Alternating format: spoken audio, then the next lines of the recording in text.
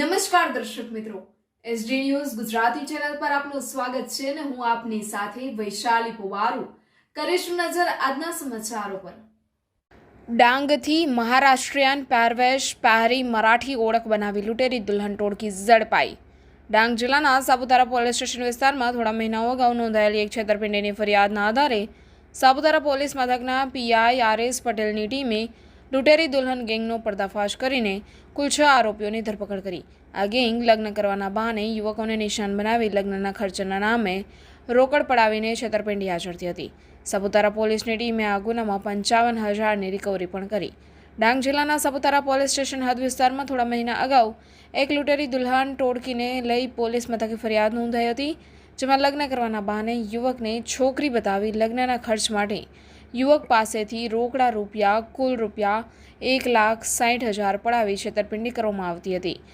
ત્યારે સાપુતારા પોલીસ મથકના પીઆઈ આર.એસ. પટેલની પોલીસ કર્મીઓની ટીમે મહારાષ્ટ્રીયન પહેરવેશ પહેરી મરાઠી ઓળખ બનાવી લૂંટેરી દુલ્હન ગેંગને ગલકોંડ ગામ ખાતેથી ઝડપી પાડી હતી। આ બનાવમાં સાપુતારા પોલીસની ટીમે લૂંટેરી દુલ્હન ટોળકીના 6 વ્યક્તિઓની અટકાયત કરીને ગુનાનો ભેદ ઉકેલ્યો, તેમજ સાપુતારા પોલીસની ટીમે 55,000 રૂપિયા પણ રિકવર કરેલ છે।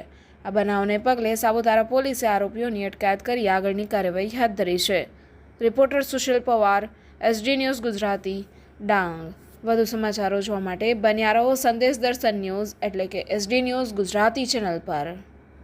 ડાંગ જિલ્લાના સાપુતારા પોલીસ સ્ટેશન વિસ્તારના ગોટિયાવાડ ગામ ખાતે ગયા મહિને 5 શખ્સો દ્વારા એક વ્યક્તિને લગ્નની લાલચ આપીને આશરે 1,60,000 રૂપિયાની છેતરપિંડી કરવામાં આવેલ હતી, જેના અનુસંધાને સાપુતારા પોલીસ સ્ટેશનમાં ત્વરિતપણે બીએનએસની કલમ 318 મુજબનો છેતરપિંડીનો ગુનો પણ દાખલ કરવામાં આવેલ હતો, જેમાં પોલીસ તપાસ દરમિયાન આ ગુનાના કામના 3 આરોપીની ધરપકડ કરવામાં આવેલ હતી, પરંતુ 2 મહિલા આરોપી કે જે મહારાષ્ટ્રના વતની હતા તે ફરાર હતા, જેની ગઈકાલે સાપુતારા પોલીસ દ્વારા હ્યુમન રિસોર્સના આધારે એમના સીડીઆર એનાલિસિસ કરી નંબર ટ્રેસ કરીને એની 2ની ધરપકડ કરવામાં આવેલી છે, જેમની પાસેથી 55,000 રૂપિયા જેટલી રકમ પણ રિકવર કરવામાં આવેલી છે।